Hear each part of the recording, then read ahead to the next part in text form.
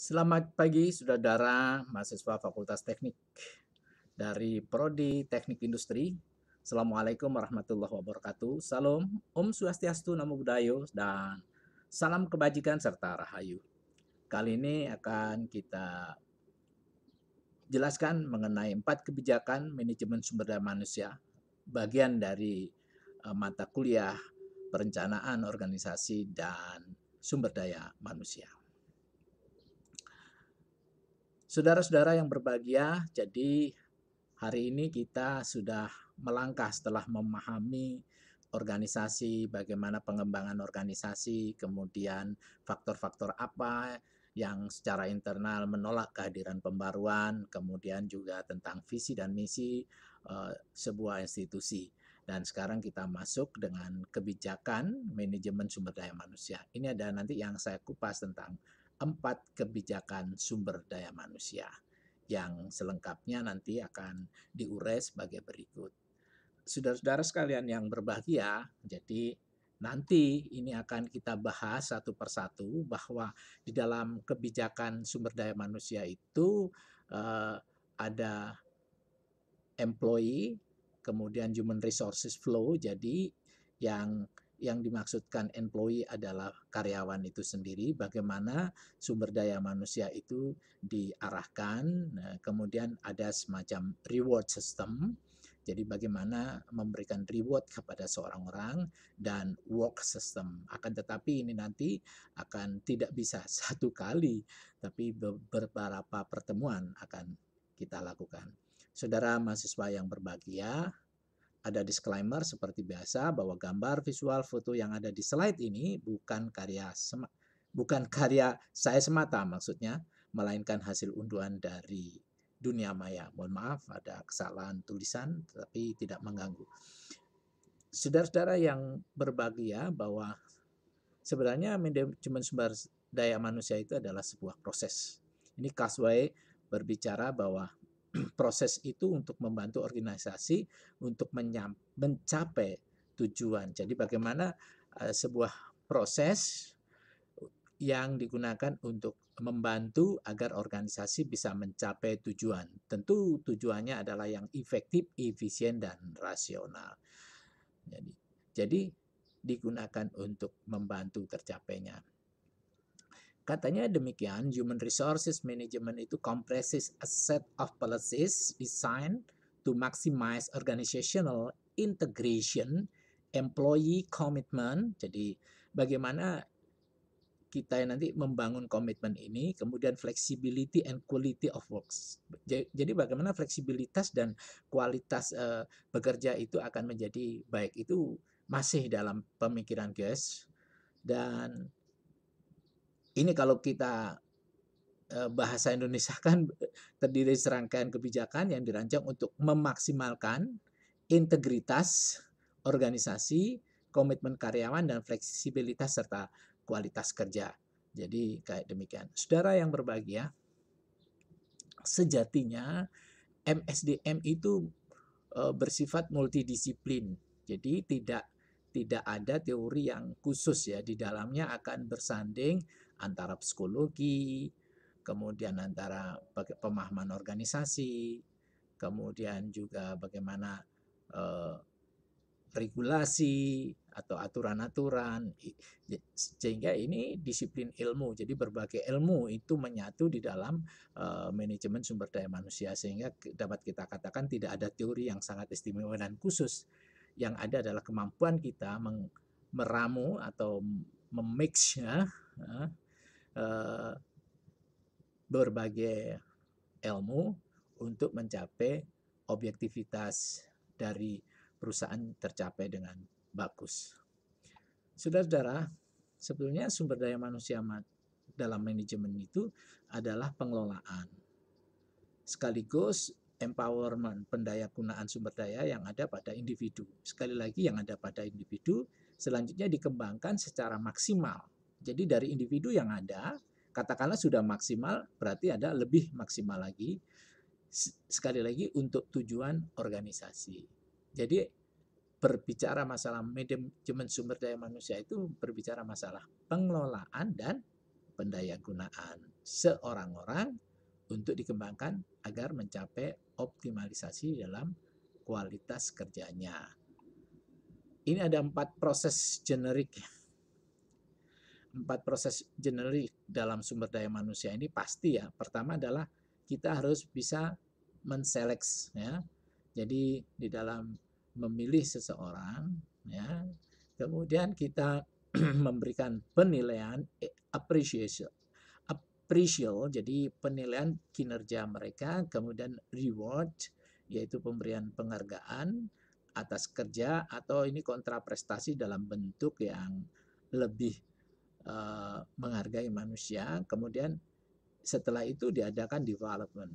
Jadi kalau development juga berbicara bagaimana memaintain agar yang sudah sukses tetap memiliki kinerja yang bagus, tetapi yang masih memiliki kerja yang belum optimal di-develop melalui penelitian, kemudian dilakukan pelatihan. Saudara-saudara yang berbahagia, bahwa ada fungsi operatif dalam manajemen sumber daya manusia.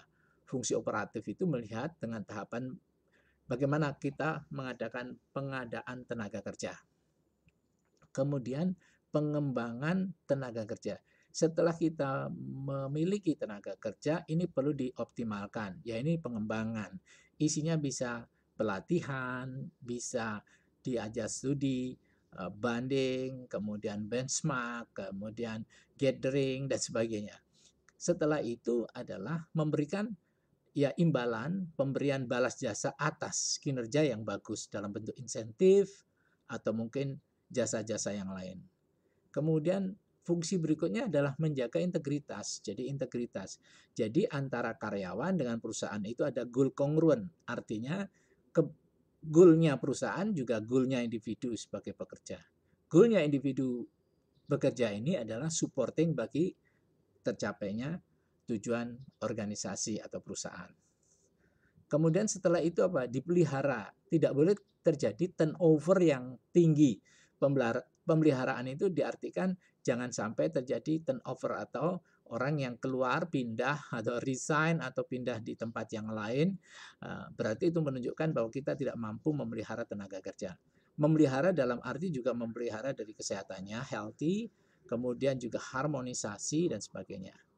Kemudian pemisahan tenaga kerja, artinya tenaga kerja ini dipisahkan berdasarkan kemampuan, keahlian, kecermatan, dan sebagainya. Oleh karenanya nanti ada job description, kalau tidak cocok di situ harus ada placement, job rotation, dan sebagainya. Kalau dia memang hebat, supaya lebih hebat lagi ada job enlargement atau job enrichment. Nanti akan kita bahas bersama-sama. Saudara-saudara yang berbahagia, pengadaan tenaga. Jadi kalau tadi ada 6 operatif manajemen sumber daya, ini perencanaan. Ini harus direncanakan. Apakah sumber daya manusia saat ini mampu mengisi ketika kemajuan teknologi datang, sehingga tidak terjadi bagaimana kita akan ada pemutusan hubungan kerja. Ini perencanaan SDM. Kemudian analisis jabatan. Jadi kita menganalisa jabatan-jabatan tertentu diisi orang yang model apa dengan kapabilitas yang bagaimana. Kemudian ini penarikan pegawai. Penarikan pegawai punya beberapa arti. Artinya bahwa kita akan mengambil membangun tenaga, suatu misal ada tenaga yang ada dicantumkan dalam analisis jabatan. Nah, orang ini perlu mengisinya. Maka bisa dipindahkan di situ setelah kita teliti, atau mungkin kita melakukan mensekolahkan pegawai kita yang kita sebut dengan build, kita membangun. Kalau bisa kita langsung ada pegawai yang sudah siap, itu kita bonds dan sebagainya. Kemudian placement, penempatan kerja. Jadi kalau kita menempatkan kerja dengan bagus, ya optimalisasi akan tercapai. Semacam itu. Nah, ini orientasi kerja. Orientasi kerja adalah kita mengenalkan mereka dari titik product knowledge sampai detail-detailnya, sehingga ketika di lapangan dia akan lebih cepat adaptasi dan akan menemukan suatu model kinerja yang bagus dengan orientasi kerja itu, maka seorang orang pegawai itu setidak-tidaknya akan mendapatkan informasi beberapa kenyataan yang ada di perusahaan atau di organisasi.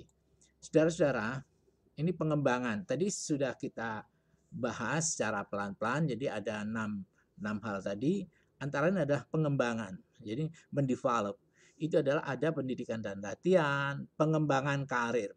Pengembangan karir adalah setelah kita melihat need assessment, kemudian melihat dari passion seseorang karyawan, maka dikembangkan ini. Disinilah akan terjadi passion mereka. Nah, ketika passion yang dimiliki oleh karyawan dengan pekerjaannya itu similar atau saling tegur sapa, maka karir ini akan bisa meningkatkan ya prestasi, dan prestasi berakhir akan meningkatkan manfaat serta suatu keberuntungan dari perusahaan.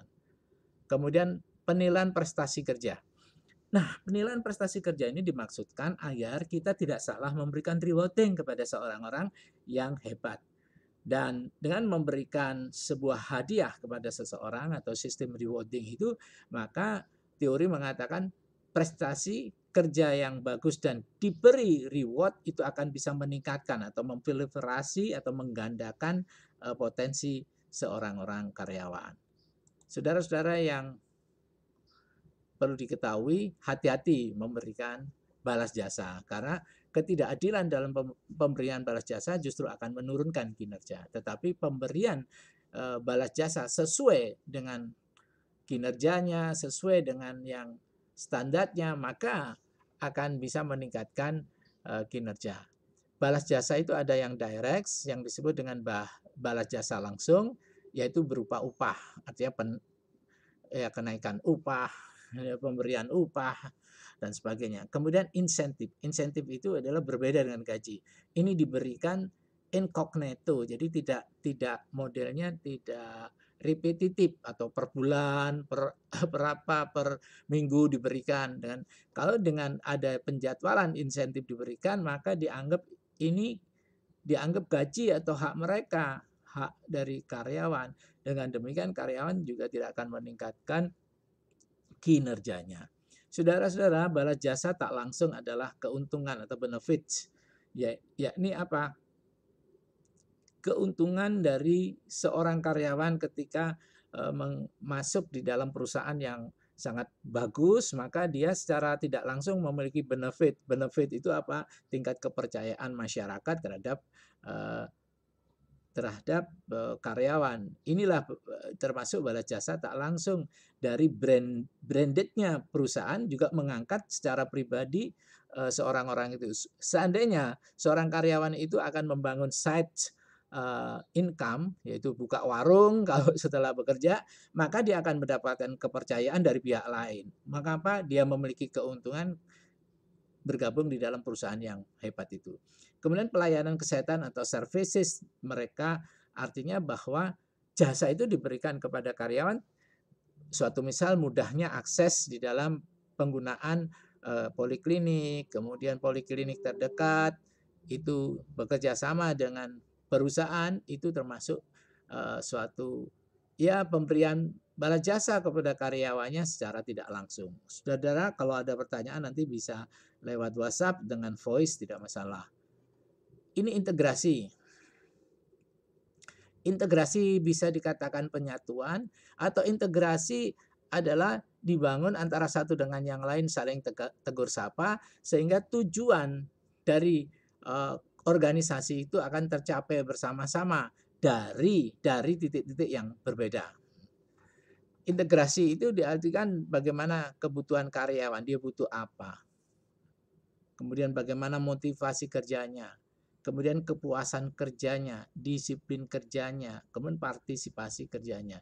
Artinya kalau dibangun secara integrated, maka motivasi akan naik. Motivasi seseorang karyawan akan memberikan stimulan motivasi kepada karyawan yang lain. Kepuasan kerja, jadi kata-kata satisfaction, kepuasan itu penting di dalam kerja. Orang kalau kerja dalam sebuah kepuasan, maka mau tidak mau secara psikologis tingkat fatigue atau kelelahan itu berkurang. Itu yang terjadi. Disiplin kerja ini dipentingkan di dalam sebuah perusahaan untuk membangun disiplin kerja. Karena apa? Dengan disiplin kerja itu setidak-tidaknya tidak akan terjadi batch. Artinya begini, karena di dalam perusahaan ada kecenderungan satu dengan unit yang lain itu saling bergantungan.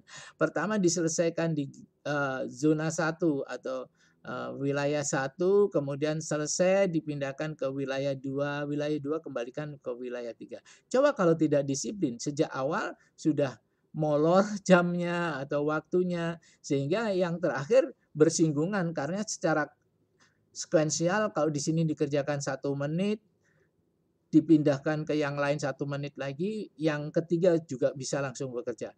Coba kalau tidak disiplin, yang pertama tidak menyerahkan apa-apa, yang kedua juga tidak akan bekerja, yang ketiga juga tidak bekerja. Partisipasi kerja. Di perusahaan tertentu, orang-orang itu juga memiliki kapasitas tertentu juga. Akan tetapi dia akan membagikan partisipasinya kepada perusahaan. Caranya bagaimana? Ya diciptakan cinta terhadap perusahaan yang kita sebut melu handarbaini kalau di dalam khazanah-khazanah budaya Jawa. Itu saudara-saudara tentang partisipasi kerja adalah partisipasi yang tidak direncanakan tetapi pekerja memiliki sesuatu aktivitas yang mendukung tercapainya tujuan organisasi. Nah, kemudian ini kita berbicara. Tadi kan ada pembagian-pembagian begitu. Nah, ini ada supaya dalam bekerja itu dia mempunyai fokus, maka harus ada job description ya. Apa itu? Adalah pernyataan faktual dan terorganisasi kewajiban dan tanggung jawab dari pekerjaan tertentu. Artinya ini diberikan sebuah tatanan dalam pernyataan yang faktual, yaitu agar apa? Para karyawan itu mengerti hak dan tanggung jawabnya. Kemudian, mohon maaf, menyatakan apa yang dikerjakan. Jadi apa yang dikerjakan di job description akan ditunjukkan apa yang dikerjakan karyawan. Suatu misal mempersiapkan jalan atau akses apabila mobil akan keluar. Yang kedua apa? Jadi jelas, supir suatu misal, driver itu bekerjanya ini. Satu tidak boleh menerima tip. Kemudian yang kedua ini menjaga kebersihan mobil dan sebagainya. Itu tertulis dalam job description ya. Kemudian yang kalau kita simpulkan adalah menyatakan apa yang dikerjakan, kemudian bagaimana cara melaksanakannya dan mengapa dikerjakan. Jadi harus tahu reasoningnya. Kalau sudah tahu mengapa dikerjakan, dia akan timbul rasa tanggung jawab ya. Demikian saudara-saudara. Kemudian akan kita lihat yang ini, job rotation. Rotasi pekerjaan berupaya meningkatkan variasi, mohon maaf, tugas secara berkala dengan mengganti pekerja di antara pekerja yang meliputi tugas-tugas yang berbeda. Job rotation itu akan juga membuat orang menghargai pekerjaan orang lain atau divisi orang lain. Itu fungsi job job rotation. Pertama adalah terjadinya penyegaran sehingga orang tidak fatigue terhadap pekerjaan yang itu saja. Itulah pentingnya jadi job rotation. Kemudian job jadi gini, orang itu memiliki spesialisasi dari pekerjaan. Ada tukang yang berkemampuan, mereka manusia-manusia yang untuk mendesain, menggambar, ada yang bekerja di lapangan, ada yang bekerja di lab dan sebagainya. Oleh karenanya dibuatkanlah prosedur-prosedur yang bagus. Akan tetapi apabila kita bisa membuat orang terspesialisasi di dalam suatu pekerjaan itu akan meningkatkan kinerjanya sangat luar biasa. Jadi dalam job specialization itu penggunaan prosedur kerja yang terstandarisasi. Jadi ada standar-standar yang harus dilakukan dia, sekuensial kerjanya bagaimana. Yang bersifat repetitif atau secara berulang-ulang. Jadi di perusahaan tertentu ada pekerjaan yang itu saja ya, itu saja. Oleh karenanya yang demikian itulah yang disebut dengan spesialisasi kerja mereka. Nah, tentunya kalau itu saja boring. Akhirnya pada suatu saat juga ada job rotation. Kemudian job enlargement. Bedanya enlargement sama enrichment. Kalau enlargement itu bisa ke kanan, bisa ke kiri. Kalau orang itu gemuk ya, tapi ke kanan dan ke kiri ya. Yaitu pembesaran pekerjaan dimaksudkan untuk memberikan keleluasaan secara berbagai macam tugas yang harus diselesaikan. Enlarge itu membesarkan. Jadi ada seorang orang ahli di dalam mengelas ya, mengelas mobil atau apa. Tapi dia juga dibekali pengetahuan yang lain. Jadi tidak hanya melulu pada satu kegiatan tertentu. Jadi dibesarkan.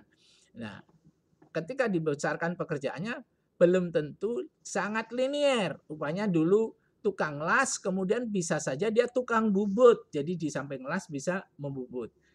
Itu adalah yang ke kanan dan ke kiri maksudnya enlargement. Tapi kalau kebalikannya atau satunya lagi ya yang disebut dengan job enrichment. Nah, ini enrichment. Kalau enrichment itu meninggi ya sifatnya. Enrich itu meninggi. Jadi rupanya dia adalah ahli mengelas yang biasa normally, kemudian ditingkatkan menjadi ahli las di dalam air, kemudian ahli las di dalam kedalaman tertentu dan sebagainya. Itu namanya enrichment. Kalau pengayaan, enrichment itu ke atas, tapi kalau enlargement ke kanan dan ke kiri ya. Oke. Jadi meliputi perubahan basis dalam isi pekerjaan di tingkat tanggung jawab. Jadi tanggung jawabnya dulu pada ngelas biasa saja. Kemudian dinaikkan lagi melalui peningkatan secara vertikal ke atas. Tukang las ini dalam laut, las apa terus sampai ke atasnya. Jadi pekerja diberi peluang mencapai prestasi yang paling tinggi.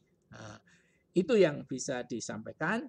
Minggu depan saya akan bercerita tentang atau menyampaikan kuliah yang terkait juga dengan beberapa hal yang kaitannya bagaimana membangun kehasratan seseorang, bagaimana membangun atensi seseorang di dalam perusahaan. Itu akan disampaikan pada pertemuan yang akan datang. Saudara, akhirnya saya mengucapkan terima kasih atas perhatiannya. Mudah-mudahan bisa berkenan dan saya harap saudara juga mencari dari data-data yang luar biasa yang bisa dilihat oleh saudara-saudara sekalian atau dicermati untuk mengenapi kuliah yang kali ini kita lakukan. Terima kasih. Akhirnya saya ucapkan Assalamualaikum warahmatullahi wabarakatuh. Om Santi Santi dan salam cendol dawet.